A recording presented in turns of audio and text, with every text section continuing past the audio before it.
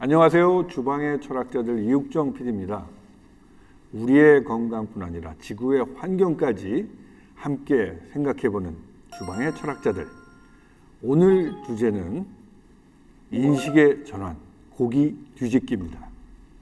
네, 함께 심도 깊은 토론을 나눠주실 두 분의 철학자를 모셨습니다. 네, 안녕하세요. 요리사 박찬일입니다.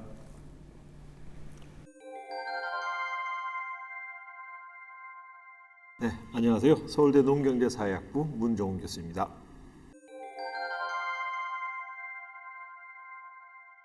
오늘 제목이 인식의 전환, 고기 뒤집기. 네, 근데 오해하지 마십시오. 오늘 주제가 고기 뒤집기. 고기를 잘 굽는 방법에 대한 것은 아니고, 네, 육식 문화에 대해서 한번 우리가 생각해보는 자리를 마련했습니다. 셰프님 좋아하시는 그 고기 레시피 있나요? 불고기요. 아, 불고기. 소불고기.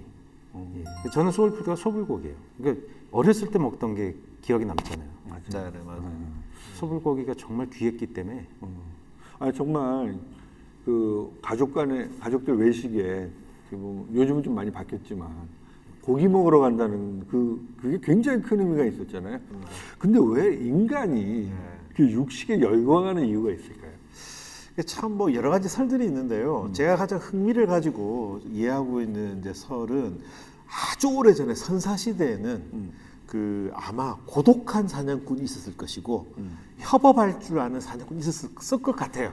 그런데 시간이 지나면서 고독한 사냥꾼은 아마 사냥에 실패해서 많이 굶어 죽었을 것이고 협업을 할 줄 아는 협업 사냥꾼들은 같이 모여서 막 몰고 사냥하고 하다 보니까 확률적으로 사냥의 성공 확률이 높아지고 먹어서 살아남았고 그들이 바로 우리의 이게 그 DNA를 물려준 우리의 선조일 것이라고 하는 이론이 있거든요. 그래서 참 재미있는 게 우리 잘 한번 생각해 보면요. 우리가 되게 좋은 일이 생겼을 때 누가 태어났다, 누가 결혼했다, 누가 뭐 직장에 뭐 합격했다 라고 하면 다 같이 모여서 누가 시키지도 않았는데 막 먹죠. 전 세계가 공통적입니다. 이게. 근데 그때 주로 이제 등장하는 것이 고기다. 그래서 추측해 보건데 예전에 우리 협업하던 그 사냥꾼들이 우리의 선조기 때문에 그때는 먹어야지만 살 수 있고 그 먹을 때가 너무 행복했을 거 아닙니까? 사냥 끝나면은 다 고기 나눠 같이 구워 먹고 그 DNA가 남아 있어서 지금도 즐거울 때면 다 같이 모여서 음식을 나눠 먹고 그 중에서 주제는 고기가 되는 그게 아닐까라고 하는 이제 설이 있죠. 제가 요리인류 촬영하면서 저기 그린란드 가서 그 물개 사냥하는 것을 촬영을 했어요. 근데 정말 노련한 평생 그 물개 사냥하시는 분이에요. 정말 명사수고. 근데 그분 따라서 한 60 중반 정도 되시는 그 사냥꾼을 따라서 바다로 나갔는데 8시간, 9시간을 헤매요. 그래서 겨우 한 마리 잡아요. 근데 실패하는 날도 많고. 그 얘기는 참 고기는 지난 수만 년 동안 특별한 식재료일 수밖에 없었다. 그렇죠. 사냥이 정말 어려운 거잖아요. 야생 그렇죠. 사냥이라는 게. 그 이제 사냥의 시대가 끝이 나고 우리가 이제 농경을 하고 그다음에 이제 그 축산이라는 걸 시작을 했죠. 축산물이 왜 더 중요한 자산으로 이제 그 인정이 되었느냐 이걸 생각해 보면 농산물 같은 경우에는 재배를 해야 되잖아요. 소위 말하는 계절성이 있고 수확해야지만 먹을 수 있는 게 있는데 이 가축이라고 하는 것은 내가 데리고만 있으면 내가 배가 고프면 언제든지 내가 먹을 수가 있다라고 하는 것 때문이라도 더더욱 이것이 이제 중요한 자산이었던 거죠. 더 귀할 수밖에 없고 부자인 사람들은 예전에 귀족들은 이거를 많이 갖고 있는 사람이 귀족이 될 수밖에 없는 그런 상황이었던 거죠. 요리사한테 또 고기라고 하는 것은 정말 수많은 식재료가 있지만 아주 특별한 거 아닌가요? 그렇죠. 그 고기를 넣으면 팔기 좋아요. 된장찌개에 어떤 고기를 넣는가에 따라서 승패가 달라지기도 하지 않습니까? 과거에 된장찌개는 고기 같은 거 안 넣었어요. 고기가 비싸기도 했지만 근데 언젠가부터 거기에 뭐 소 뱃살이라고 우삼겹이니 차돌이니 하는 그 슬쩍 이렇게 넣으면서 그 고깃집이 소위 대박을 치게 되는 케이스들이 있었거든요. 근데 그런 뭔가 고기는 음식의 조미료로서도 쓰이거든요. 그러니까 민맛을 잘 잡아주니까 고기 잘 쓰면 손님들이 맛있다 그러죠. 고객이 늘죠. 고기라고 하는 거는 요리사에게는 정말 무궁무진한 비장의 무기고 비장의 무기. 굉장히 넓은 필드고 요리할 것도 많고 많고 돈도 벌려주고 돈도 벌려주고 네. 맛 때문이기도 하고 또 영양상의 이유이기도 하고 남녀노소 정말 많은 사람들이 가장 좋아하는 이 고기. 네. 주방의 철학자님들과 본격적으로 들여다보겠습니다.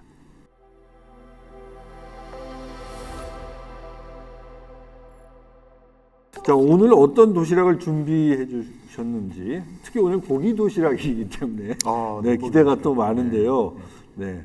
박찬일 셰프님 도시락. 네. 네. 제가 도시락을 지난 시간에 준비했는데 별로 안 좋아하신 것 같아요. 네, 지난 시간은 예. 네, 좀 그랬습니다. 왜냐면 네. 아무것도 안 들어있어요. 네. 그러니까요. 오늘 또 뭐 그런 건 아니죠. 이번에는 짜자잔. 와, 오늘은 좀 3단 영수증. 한번 볼까요? 오늘 냄새가 좋은데요. 열기 전부터. 꺼내볼까요? 예. 뭔가 기름 냄새가 납니다. 네, 그렇죠. 네. 자, 와, 확실히 기름 냄새가 예. 확 올라오네요. 근데 여기 잘 보면 고기로 생각하셨는데 고기가 아닌 다른 대체품이 많지 않습니까? 두부도 좀 보이고, 예. 그 생선 튀김인가요? 호박도 보이고, 호박도 보이고, 고기 튀김도 있고, 두부도 있고, 뭐 이제 버섯, 두부, 뭐 이렇게 단백질이잖아요. 근데 그다음에 여기가 두 번째 새우도 거. 보이네. 예, 또 생선. 해산물, 생선전하고 새우전. 여긴 또 생선 단백질, 어류 단백질이에요. 어류 단백질이고, 요거는 보시면 알겠지만, 예, 이게 고기전, 육전, 예. 여러 가지 전을 모듬전으로 해서 도시락을 오줌전. 준비해 왔습니다. 근데 공통점은 단백질. 그렇죠. 단백질을 제공해 준다는 얘기예요. 단백질은 인간이 살아가는데 절대적으로 필요한 요소잖아요. 근데 최근의 경향을 보면 지나치게 고기로 통해 얻는 게 너무 많아요. 동물성 네. 단백질. 그래서 예를 들면 바다에서 얻을 수도 있고 또 식물에서도 얻을 수 있죠. 콩이 대표적이죠. 두부 같은 종류들. 그래서 오늘 제가 전을 이렇게 고기전도 물론 했지만 두부전, 뭐 바다전, 그다음에 버섯전 이런 다양한 단백질을 얻을 수 있는 다른 계통의 작물을 갖고 또 전을 만들어 왔어요. 빨리 먹고 싶네요. 자, 시식하시죠. 만약 우리 피디님께서는 네.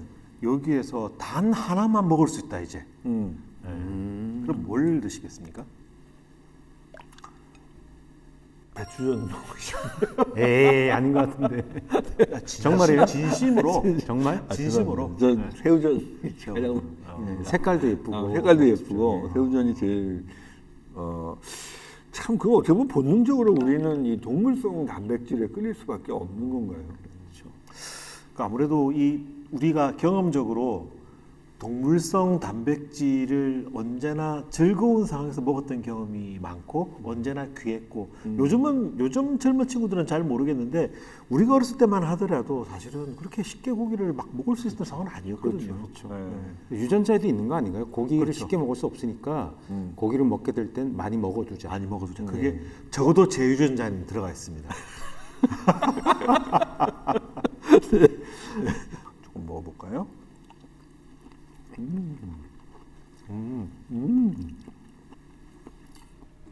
저희들끼리 하는 이야기가 있는데 칼로리라는 게 있지 않습니까? 칼로리가 무슨 단위인지 아세요? 칼로리. 열의 단위. 그 셰프님 탄소 그런 거 아니에요? 탄소. 칼로리는 흔히 저희들끼리 하는 이야기가 뭐냐면 맛의 단위다. 칼로리가 높으면 무조건 맛있다. 우스갯소리로 저희들끼리 하는 이야기입니다. 그만큼 사람들이 음식의 맛, 음식이 갖고 있는 맛과 향에도 사람들이 와 맛있다라고 하지만 열량 자체에 그 끌리는 게 있거든요. 열량. 네, 그러니까 당연히 맛있죠. 칼로리가 맞다니 그거 맞습니다. 저도 동의합니다 정말. 그게 우리 진화의 과정에서 그죠? 우리는 그 고열량의 음식을 얻을 기회가 적고 그 기회가 있을 때 많이 먹어야 되니까 그때 어떻게 보면 이것을 맛있다 라고 느꼈던 것이 또 지금까지. 지금도 우리가 메뉴판을 딱 보면 토양 음식점도 그렇고 어떻게 보면 우리 음식도 마찬가지인데 메인이라고 딱 써져 있는 것은 네. 대부분 고기죠. 육류잖아요. 그러니까 참 그거 자체는 우리가 육류에 대해서 얘기하지 않고서는 오늘날의 밥상에 대해서 정말 이야기할 수 없다라는 말이 네네. 참 맞습니다. 자, 그러면 이 맛있게 먹어봤는데 이 도시락에 담긴 이야기는 뭘까요? 네, 박찬일 철학자의 한마디.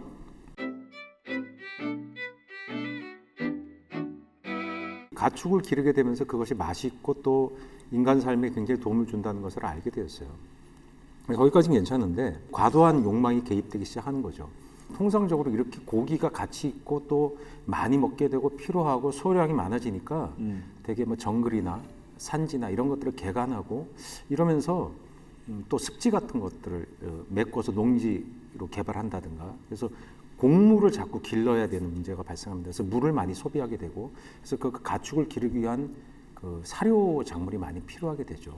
그러니까 그것이 재배하면 당연히 사료로 엄청나게 이용이 가능한 거죠. 그러니까 생산 단가가 굉장히 떨어지고 그래서 우리 고기를 싸게 먹을 수 있게 되었지만 그러니까 전체적으로 고기 소비량이 늘어난다는 것은 그 어떤 면에선 토지를 좀 황폐하게 만든다든가 또 산림을 훼손한다든가 이런 문제들, 그러니까 지구가 영속할 수 있느냐, 우리가 지속 가능하다는 얘기를 자주 하게 되는데 지속 가능한 부분에서 축산이 지나치게 늘어난 것이 부담을 많이 주고 있거든요. 메탄가스 얘기도 당연히 거기 나오게 되는데, 근데 그런 면에서 우리가 단백질을 먹을 때도 다른 걸로도 충분히 또 균형 있게 먹어야 되지 않겠는가 해서 이 도시락의 의미는 거기서부터 출발한 거예요. 이 영양학적으로 우리가 동물성 단백질에서 얻는 게 있죠. 그렇죠. 고기를 먹으면 건강으로 얻는 이득이 정말 많습니다. 우리가 근육과 뼈를 튼튼하게 하고 그것이 뇌의 영양물질도 굉장히 충분해지고 또 신체를 튼튼하게 해주고 각종 질병에 대한 지구력도 좋아지고 고기야말로 우리 몸에 정말 필요한 물질입니다. 우리 몸 자체가 단백질과 지방으로 이루어져 있잖아요.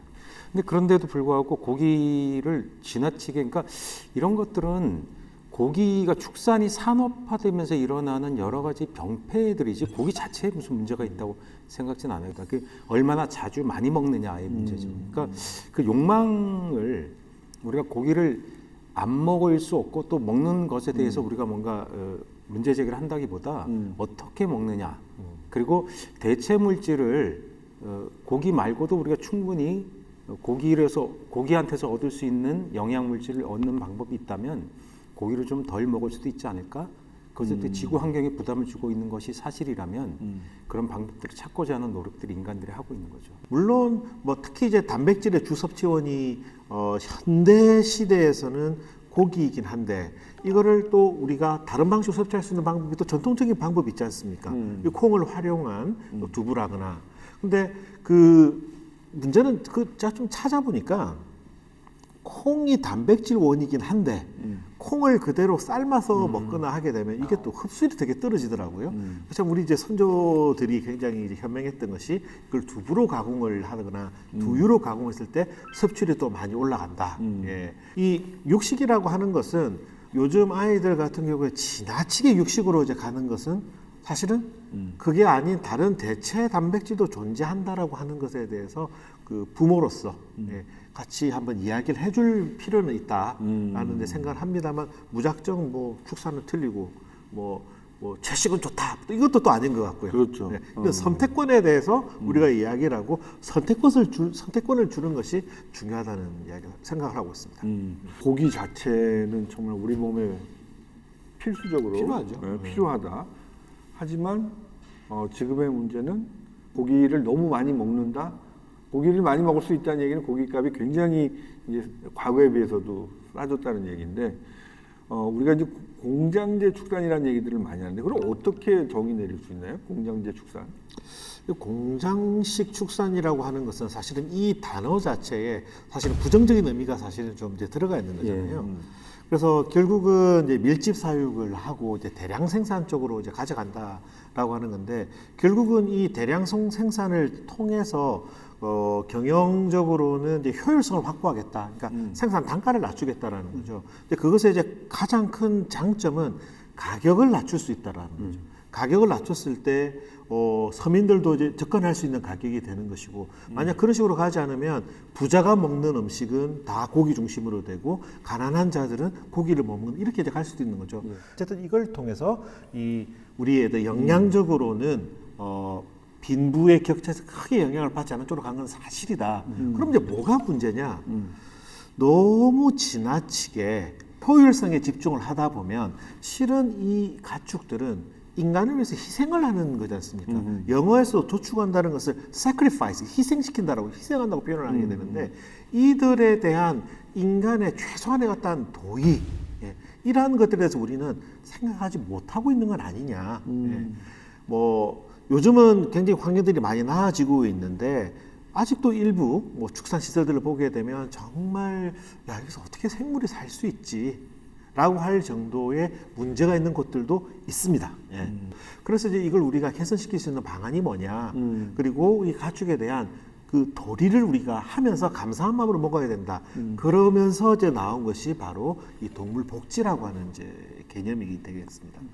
이 동물복지는 사실은 어려운 게 아니고요. 아주 단순합니다. 여러 가지 이제 정부가 동물복지 인정을 이제 주는데, 그건 이제 사육 방식에 대한 거거든요. 뭐냐면, 첫 번째, 동물에게 공간을 더 주자. 공간을 더 줘서 움직일 수 있는 공간을 좀 주자.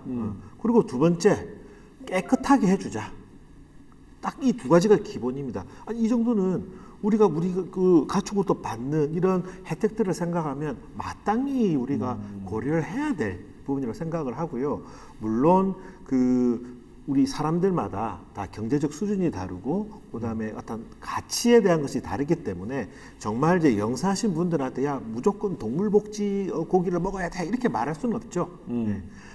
하지만 소득이 조금 이제 되면서 우리가 이것에 대해서 좀 더 나은 세상, 지속 가능한 미래를 우리가 만들어 가야 된다라고 그런 이제 신념을 갖고 계신 분들은 돈을 더 내면 이 동물복지가 구현된 이러한 이제 축산물을 우리가 먹을 수 있는 거거든요. 핵심은 그건 같습니다. 동물복지로 기른 그 가축이, 그 고기가 가치가 있다고 생각을 한다면 더 지불하고 사 먹는 것. 그게 이제 우리 소비자로서 지속 가능한 미래를 열어가는 저는 중요한 행동이라고 생각을 하는 거죠. 동물복지는 해야 된다고 생각해요. 왜냐하면 이미 이것이 담론이 시작됐고, 우리는 그런 고기를 먹고자 합니다. 많은 사람들이. 그냥 싸면 좋아라는 사람도 있겠지만 점점 건강한 고기를 먹고 싶어라는 의지를 이미 갖고 있거든요. 요즘은 이제 장에 가게 되면 뭐 달걀을 사거나 고기를 사거나 또는 온라인에서 쇼핑을 할 때 이게 무항생제, 네네. 또 이거 동물복지 이 트레이드 마크를 이제 보게 돼요. 그리고 또 잠깐 고민하기도 합니다. 가격이 너무 차이가 나면 예, 비싸면 또 예. 동물복지 먹어야 되나 그런 고민이 솔직히 들 때가 있죠.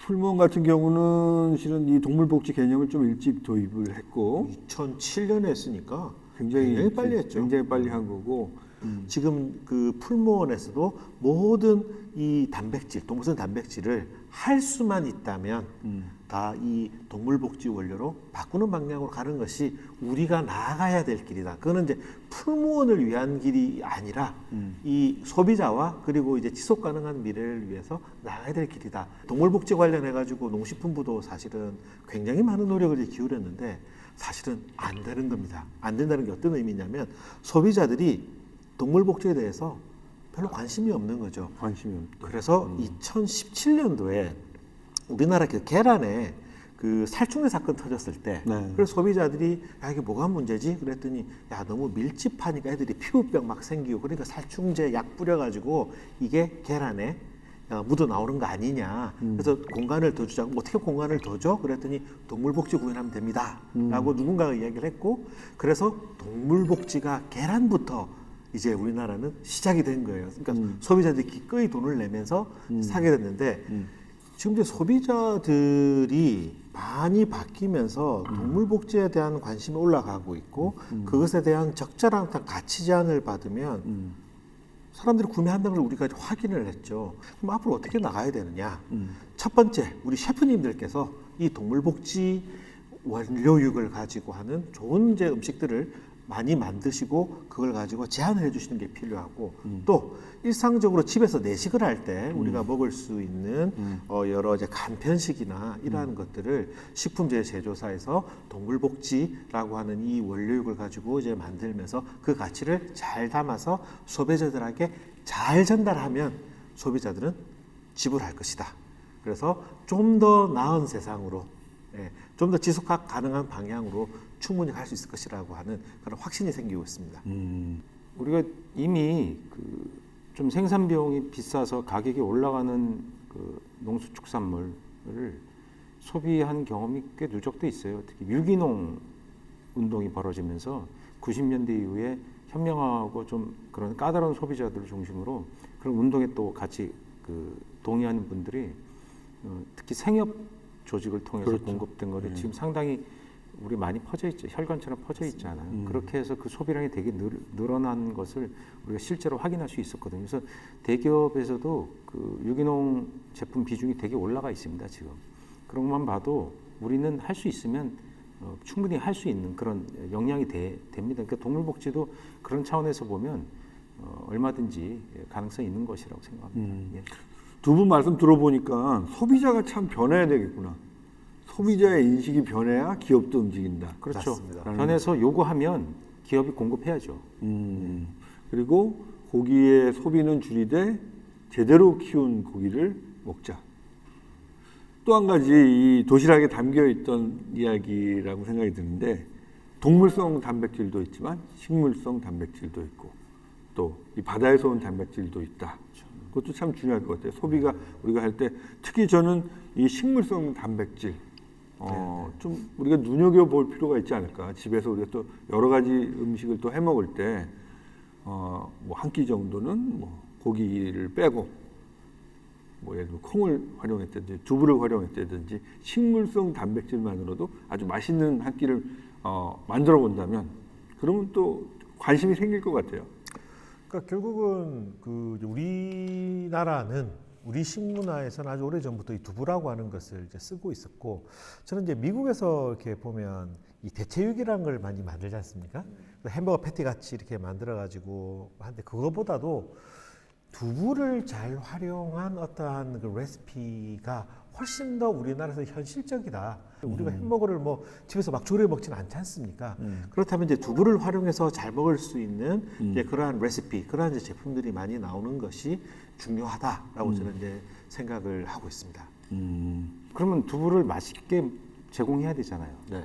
다양한 두부가 좀 나와야 되는데 두부가 대체로 비슷비슷하다는 거예요. 아 맞아요. 네. 콩의 종류에 따라 생산지에 따라 또 이렇게 좀 다른 두부도 좀 나오고 또 가공 방식도 좀 다양해야 되고 또 두부를 어떻게 하면 더 맛있게 공급해야 되는가에 대한 고민이 좀 더 나와야 돼요. 물론 두부 가공에 대해서 고민 굉장히 많았어요. 식품기업에서. 근데 잘 안 먹어.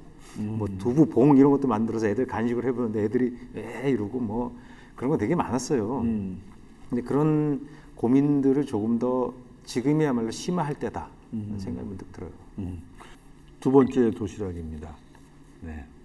문 교수님의 도시락 네. 어떤 것일까요? 네, 한번 보시죠. 와, 생고기. 왜 생고기를 가져 나왔을까? 그래서 어떤 말씀을 하시려는지. 네. 문정훈 철학자의 한마디. 이 고기는 육색도 좀 다르죠. 우리가 흔히 먹는 돼지고기와는 다릅니다. 뭐 더 오래 기르거나 뭐 특별히 다르게 기른 건 아니고요. 네, 품종이 다른데요. 난축 맛돈이라고 하는 우리나라 토종 품종 돼지가 되겠습니다. 이게 이제 토종 돼지라고 품종이라고 말씀을 이제 드렸는데요. 그거는 이제 우리 보면 재래돼지라는 표현이 있거든요. 재래돼지는 이제 뭐냐면 아주 오래 전부터 언제부터인가 한반도에 이렇게 자생하고 있었던 돼지를 우리가 재래돼지라고 합니다. 재래돼지. 예. 그럼 토종돼지는 뭐냐? 재래돼지는 우리가 지금 일반적으로 막 사육하기에는 개체수도 작고 너무 생산성이 너무 떨어진다? 라고 볼 수 있고요. 이 토종돼지는 이 재래돼지의 특성을 그대로 물려받은 이제 우리나라의 돼지라고 보시면 될 것 같은데, 그럼 우리나라의 재래돼지의 특성을 물려받은 토종돼지는 뭐가 닮아 있느냐? 일단 우리나라 돼지 특성은 모색이 검다. 전체가 새까맣습니다. 네, 새까맣고요. 그다음에 이마에 주름이 이렇게 져 있는데 흔히 이제 한자로 내천자가 있다. 이 주름이 지어져 있고, 그다음에 코가 이렇게 길게 나와 있고요. 그다음에 허리에 주름이 이렇게 이제 들어가 있다. 네. 그리고 육색도 이렇게 좀 이제 붉고, 그다음에 이제 지방층도 두껍고, 실제 이제 먹어보면 또 우리가 먹는 돼지고기의 97% 정도라고 말할 수 있는 삼원 교잡종이라고 하는 돼지가 있는데, 그거에 비해서 육향이라거나 이런 부분에서 상당히 다르고 강한 육향을 보인다라고 말씀드릴 수 있어요. 근데 실은 셰프님들이 요리를 하실 때 이런 그 토종이라든지 뭐 요즘 또 버크셔 K도 있고 이런 좀 특수한 종의 어떤 돼지고기라든지 뭐 닭고기라든지 요리를 하게 되면 뭐 어떤 차이가 있나요? 예, 있어요. 보통 우리가 먹는 그 삼원 교배종의 경우는 생산성을 늘리고 자손을 많이 번식하는 특성을 살려서 교배한 거거든요. 그러다 보니까 맛 부분에서 약간 기존의 돼지, 예를 들면 재래 돼지나 또 버크셔나 듀록이나 단일 종계에서 조금 맛이 좀 감칠맛이 좀 더 집중적이고 또 풍미가 좀 다르고 그런 케이스를 많이 발견하게 돼요. 근데 그럼 왜 안 쓰느냐? 이렇게 분명하게 자기 종을 달고 나온 이런 고기들은 좀 많이 비싼 경우가 있습니다. 그래서 가격 때문에 요리사들이 못 쓰는 경우도 꽤 많죠. 농가들도 마찬가지인가요? 농가들 같은 경우에는 이게 생산성이 이제 떨어지기 때문에, 그러니까 돈을 소비자들이 더 내고 셰프님들이 돈을 더 내주면 이걸 기르는데, 그게 아니라면 그냥 도매 시장에 보내가지고 단지 무게로 재가지고 돈을 받는다면 안 기르려고 그랬죠. 네, 그러니까 이제 우리 소비자들이 이 특성을 잘 이해하고 입맛에 맞으면 돈 조금 더 내고 사 먹으면 되는 거죠. 그 중간에 메신저 역할은 셰프님이 하시는데, 실은 몇 년 전에 우리 박찬일 셰프님께서 팝업 레스토랑을 한번 하셨습니다. 그게 그때 재래돼지 팝업이었거든요. 그게 뭐였냐면 재래돼지를 가지고 그때 수육도 하시고 가서 먹었더니 우리가 알고 있는 그런 수육과 국물의 맛이 아닌 거예요.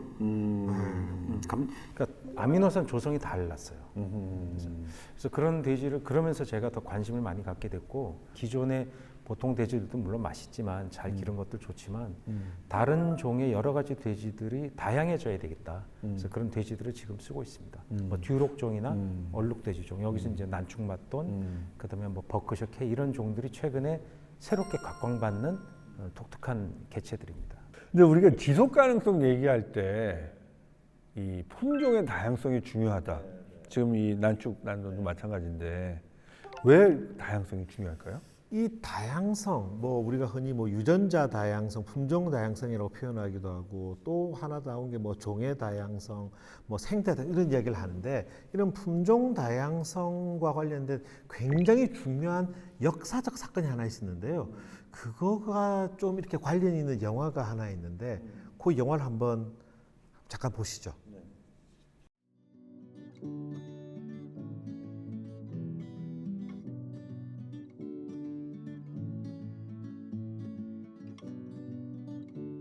배경을 보시게 되면 1800년대 이제 중후반을 지금 보여주고 있습니다. 이게 아일랜드 사람들이 지금 이제 미국으로 이제 건너오는 모습들을 이제 보여주는데, 정말 대거 넘어오는 배 안에서 사람들이 다 굶어 죽고 하는 이런 일이 생기는 거죠. 왜 아일랜드 사람들이 신대륙으로 넘어올 수밖에 없었느냐?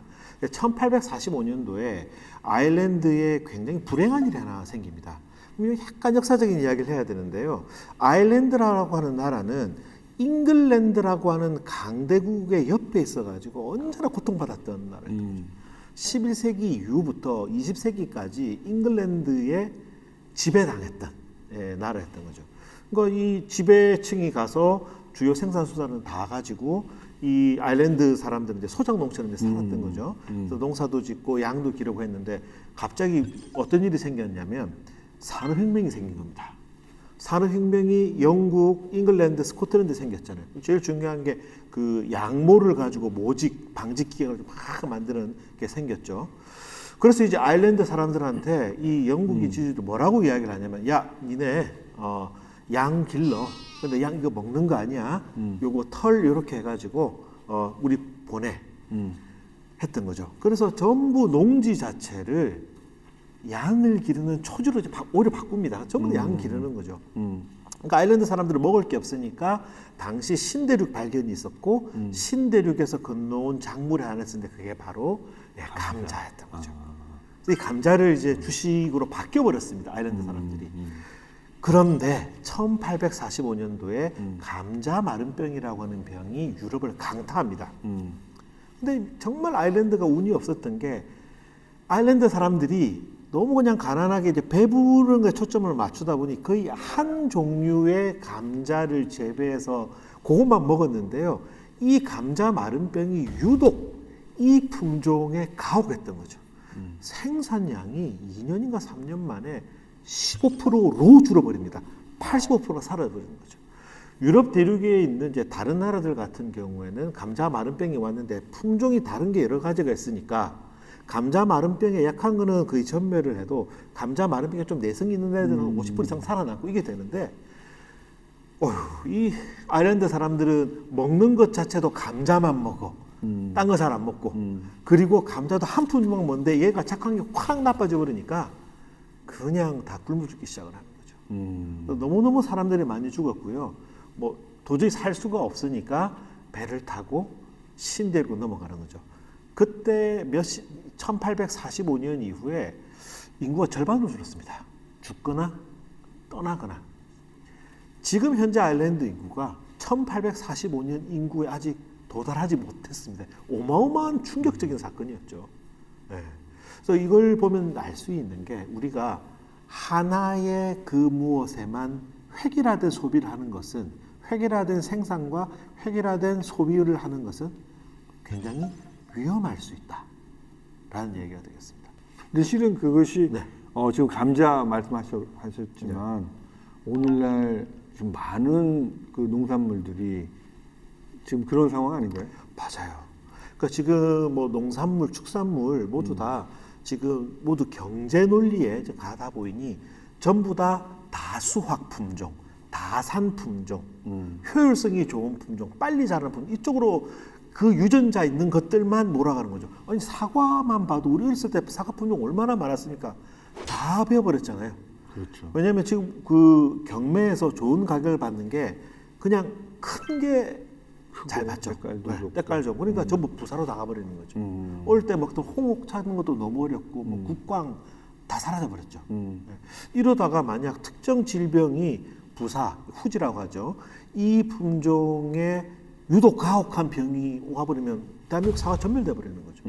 이게 굉장히 위험하다는 겁니다. 실은 그 돼지도 삼원 우리가 흔히 먹고 있는 우리나라에서 기르고 있는 돼지의 거의 95, 97%가 되는 삼원 교잡종을 한번 옛날 방식으로 방목을 해봤더니 며칠 안에 쓰러져 버리는 병에 걸려가지고 이미 환경에 적응할 수가 없는 그런 돼지가 돼버린 거죠. 근데 공교롭게도 그때 옆에서 같이 토종돼지를, 제대돼지를 같이 한번 방목을 해봤거든요. 얘는 막 개처럼 뛰어다니면서 우리나라 환경에서 잘 자라는 거예요.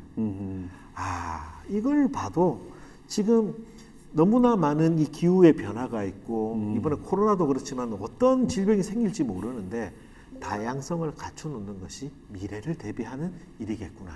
다양성을 어떻게 확보하지? 셰프님들이 해야 될 일이죠, 그거는. 그 가치를 제한하고 이것이 다르다는 것을 소비자한테 전달하고 소비자도 그것에 대해서 기꺼이 지불하는 이런 생태계를 만드는 것이 제일 중요하다 생각합니다. 뭐 효율 문제뿐만 아니라 맛도 다양한 종이 다양한 맛을 내니까. 그러니까 지금 지배 품종이 되는 것들은 꼭 맛있어서 그런 게 아니라 대체로 경제 논리거든요.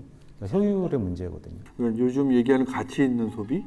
그렇죠. 네, 그것이 뭐 동물복지가 될 수도 있고요. 뭐 그다음에 방목이 될 수도 있는 거고요. 네, 여러 가지 이제 가치는 사람마다 다를 수 있으니 자기 취향을 따라서 나의 어떤 취향과 맞는 그 가치를 찾아서 소비하는 이런 쪽으로 가야 되지 않겠느냐. 그러니까 우리가 취향하면 맛만 생각하는데 그런 게 아니네요. 그렇죠. 그 취향에서는 물론 맛을 포함하지만 그게 제일 좋은 맛을 실제 우리가 먹고 있는 게 아니라 그러니까 우리가 모르잖아요. 그러니까 예를 들면 재래돼지 같은 건 못 먹어보니까 그게 정말 맛있는지 잘 모르고 알 수 없는 것들이죠. 그러니까 우리가 접하는 것들을 이 대부분 효율, 이윤 이런 데 너무 집착하기 때문에 생겨나는 건데요. 뭐 그게 우리가 그렇게 다양성이 없는 민족이 아니라 그냥 길들여진 것 같아요. 그런 면에서. 맞습니다. 학계에서는 어떤 이야기를 하냐면 지속 가능한 미래를 위한 다양성 세 가지를 이야기하는데 하나가 뭐냐면 유전자 다양성입니다. 흔히 말하는 품종 다양성이죠. 우리 YLD만 먹지 말고 YLD도 있고 버크셔도 있고 난충맛등도 있고 우리 흑등도 있다. 이거에 대한 다양성을 유지하는 게 좋다. 예. 아까 그 아일랜드 사례도 감자 한 종만 먹지 말고 다른 품종만 있었어도 그렇게까지 참혹하지 않았을 텐데 이게 이제 품종 유전자 다양성이고 두 번째가 이제 종의 다양성입니다. 감자만 먹지 말고 요것도 먹고 저것도 먹고 다양한 생태계를 이룰 수 있도록 이렇게 하자. 세 번째가 생태계의 다양성 확보. 요 다양성 세계가 확보됐을 때 지속 가능한 미래가 열린다. 라고 이제 생각을 하는 거고 이것의 주체는 어디냐면 결국은 소비자인 거죠. 소비자가 그걸 찾고 그것에 지불을 하면은 생산자는 생산을 하거든요. 왜? 돈이 되니까. 그럼 이 중간에 역할하는 사람은 누구냐? 셰프님, 메신저 역할이 정말 중요한 거죠. 그리고 또 맞습니다. 예, 요즘은 그게 또 식품 기업 또 이제 그런 역할을 하고 있죠. 식품 기업이 어떤 지속 가능한 미래에 대한 가치를 열어주는 그런 제품과 메시지를 던져야 되는 그런 상황이 된 거죠. 오늘 두 분 말씀 들으면서 정말 여러 가지를 느꼈습니다.